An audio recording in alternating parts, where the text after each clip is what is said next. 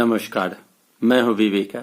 आप देख रहे हैं खबर बिहार 24। आज 1 फरवरी है। 1 फरवरी की छोटी बड़ी खबरों से मैं अवगत करा दूं। अब बिहार सरकार की नजर बिहार के उन स्कूलों पर पड़ा है जिस स्कूल के जमीन को अतिक्रमणकारी तेजी से अतिक्रमण कर रहा है। ऐसा कहा जाता है कि सूबे के ऐसे हजारों स्कूल हैं जिस स्कूल की जमीन की कागजात बिहार सरकार के पास नहीं है, और यहां तक कहा जा रहा है कि बिहार सरकार के इस स्कूल के जमीन को अतिक्रमणकारी तेजी से अतिक्रमण कर रहे हैं। यहां तक कि दान देने वाले दानकर्ता जिनके नाम से स्कूल बनी हुई है, उनके भी परिजन अब जमीन कब्जा करने में लगे हुए हैं। ऐसी स्थिति को देखते हुए बहुत जल्द बिहार सरकार इस पर कड़ी कार्रवाई करने की कोशिश में लगी हुई है। उधर पटना हो, उधर अगर पटना समेत 8-10 जिले की कई माह बीत जाने के बाद भी इसकी रिपोर्ट नहीं दी गई है। शेष जिलों में मिले ब्यौरे के मुताबिक मधेपुरा में 12 स्कूल, मुंगेर में 5, पूर्णिया में 30, लखीसराय में 20, सहरसा, मुरैना, समस्तीपुर में 15, शेखपुरा में 2, सीतामढ़ी में 12, सुपौल में 3, पश्चिम बंगाल में 39, नालंदा में 2, गया में 54 स्कूल अतिक्रमणकारी के चपेट में है। अब यह बड़ी चुनौती है बिहार सरकार के लिए कि जो सरकारी स्कूल चल रहे हैं उसके जमीन को लोगों ने अतिक्रमण कर लिया है, या तो गौशाला बना दिया है या कच्चा पक्का निर्माण करके कार्य को कर रहे हैं। ऐसी स्थिति में अब देखना यह होगा कि यह जमीन सरकार किस तरह मुक्त करा पाएगी। उधर जनता दल यूनाइटेड की अगर बात की जाए तो जनता दल यूनाइटेड अपने आप को मजबूत करने के लिए एक और जहां उपेंद्र कुशवाहा को अपने पाले में लाने का प्रयास कर रहे हैं, और कल देर शाम उपेंद्र कुशवाहा की मुलाकात नीतीश कुमार से हुई। वशिष्ठ नारायण सिंह भी उपस्थित थे और कयास लगाया जाने लगा है कि उपेंद्र कुशवाहा बहुत जल्द अपने पार्टी का विलय जनता दल यूनाइटेड में करने जा रहे हैं, और उपेंद्र कुशवाहा मंत्री भी बन सकते हैं। शिक्षा मंत्री की बात कही जा रही है। उधर दिल्ली में जनता दल यूनाइटेड अपने जनाधार को बढ़ाने के लिए तेजी से अपने कार्यक्रम को विस्तार कर रहा है। मैं बताता चलूं कि दिल्ली विधानसभा चुनाव में 2 सीट पर जनता दल यूनाइटेड ने चुनाव लड़ा था, जहां काफी समर्थन प्राप्त हुआ था। इसी समर्थन को प्राप्त होने के बाद जनाधार बढ़ते प्रभाव को देखते हुए अब जनता दल यूनाइटेड ने निर्णय लिया है कि जनता दल यूनाइटेड अब दिल्ली के नगर निगम चुनाव को लड़ेगी और अपने दमखम को दिखाने का काम करेगी। दिल्ली में नगर निगम का चुनाव संपन्न होना है। उस चुनाव में जनता दल यूनाइटेड अपने दम पर चुनाव लड़ने की बात कही है।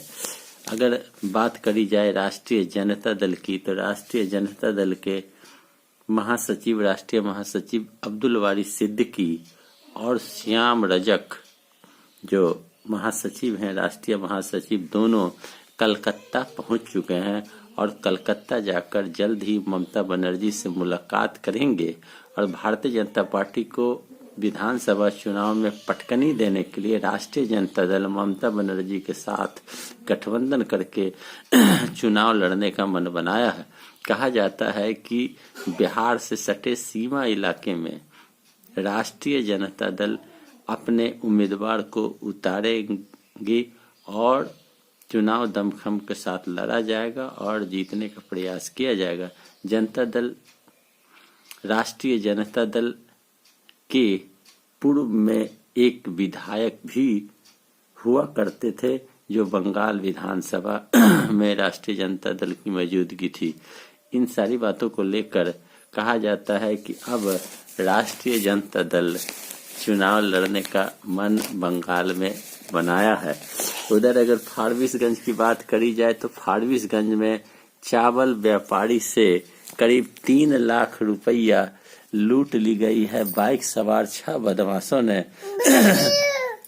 चावल व्यापारी अमन गुप्ता और उनके सहयोगी को गोली मारकर 3 लाख रुपया लूट लेने का काम किया है। कहा जाता है कि चावल व्यापारी अपने स्टाफ के साथ तगादा कर पैसा लेकर फारबिसगंज लौट रहे थे और इसी बीच गोलीबारी हुई और गोली मार दी गई। डॉक्टरों ने अमन गुप्ता, जो कुशीनगर का निवासी है, वह फारबिसगंज में अपने बहनोई के यहाँ रहते थे और कारोबार करते थे, उनकी मृत्यु अस्पताल में जाने के बाद हो गई।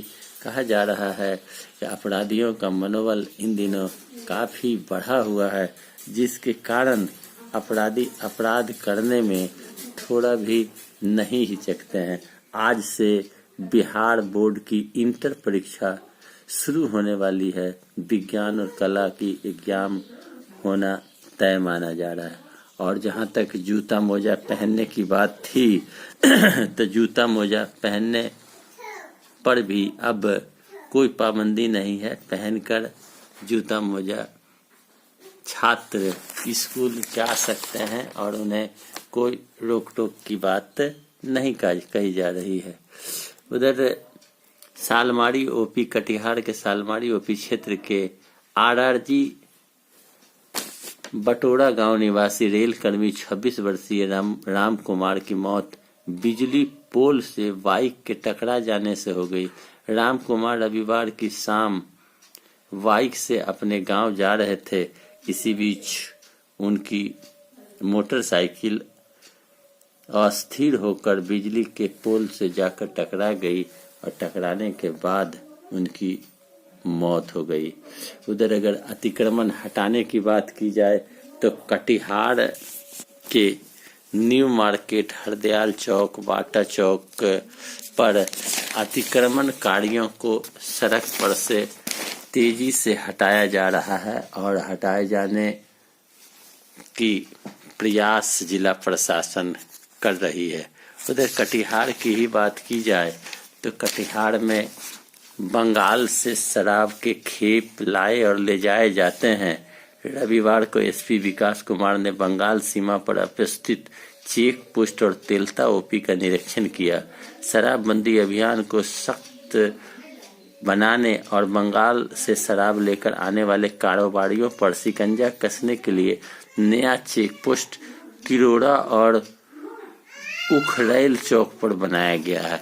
कहना गलत नहीं होगा कि शराब की खेपें तेजी से बिहार लाई जाती है और बेची जाती है, जिसके कारण सरकार की किरकिरी होती दिख रही है। उधर बिहार बोर्ड लेगा 9वीं की वार्षिक परीक्षा। 9वीं की वार्षिक परीक्षा अब बिहार बोर्ड द्वारा ली जाएगी। अभी तक 9वीं व 11वीं की वार्षिक परीक्षा स्कूल और कॉलेज स्तर पर ली जाती थी। वर्ष 2021 में इसमें बदलाव कर दिया गया है। इसकी जानकारी बोर्ड के सचिव ने सभी जिला शिक्षा पदाधिकारी को भेज दिया है। बोर्ड ने परीक्षा की प्रस्तावित तिथि भी जारी कर दी है। परीक्षा 26 फरवरी से 3 मार्च तक प्रस्तावित है। इस बीच 27 और 28 फरवरी को परीक्षा नहीं ली जाएगी। प्रतियोगिक परीक्षा 4 मार्च को होगी। बिहार बोर्ड की माने तो 9वीं की परीक्षा मूल रूप से इन विद्यार्थियों के लिए एक अभ्यास के रूप में होगी, जिसे अनुभव प्राप्त कर छात्र मैट्रिक की परीक्षा में अपनी मेधा का परिचय और प्रदर्शन करेंगे। उधर कांटी मुजफ्फरपुर की बात की जाए तो कांटी थाना क्षेत्र में शनिवार रात प्लाईवुड व्यवसायी अनिल सिंह व किसान कामेश्वर ठाकुर के घर में चोरों ने चोरी की और चोर करीब 10 लाख रुपए से अधिक की संपत्ति चोरी कर ले गए। घटना को लेकर कांटी थाना में शिकायत दर्ज की गई है। कहना गलत नहीं होगा कि बिहार में चोरी, डकैती, लूट का बाजार गर्म है, बेरोजगारी का आलम है। अब देखना है कि सरकार किस तरह इन सभी पर पाबंदी लगाती है। मेरा वीडियो कैसा लगा? अच्छा लगा लाइक करें, शेयर करें, कमेंट करें, सब्सक्राइब करें मेरे चैनल को। धन्यवाद।